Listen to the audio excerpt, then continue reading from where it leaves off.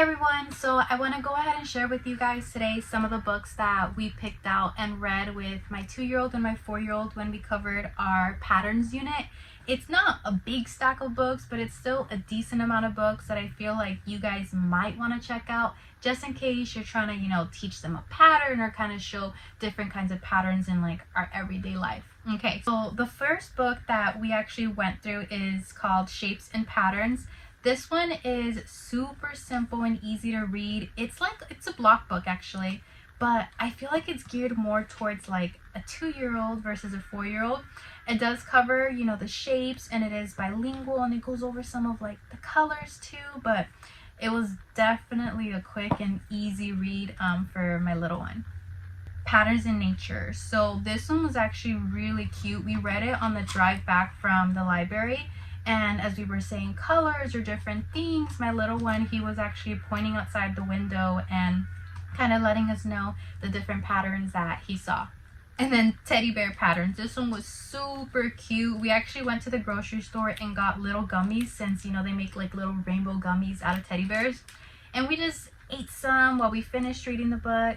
It goes through all the colors and it talks about numbers too and different ways that you can actually make a pattern. So this one's a really cute read. A pair of socks. I don't like putting socks together, so this one was like, okay, let's see if we can make sock putting or sock matching fun. And it actually was such a cute little read. It was like about a little sock that couldn't find its pair, and eventually it did. So this one was silly. It's actually called Cat Catastrophe.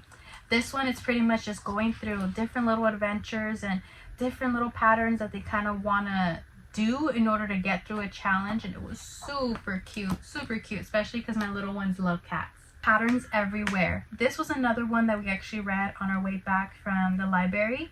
So this one, we were looking out the window and we were just trying to figure out what patterns we saw, but this is more of like a nature pattern, so it's more like you gotta kind of go out there, visit different places to kind of see them. But this is a cute little read. Pitter Pattern. This one was a cute little read as well.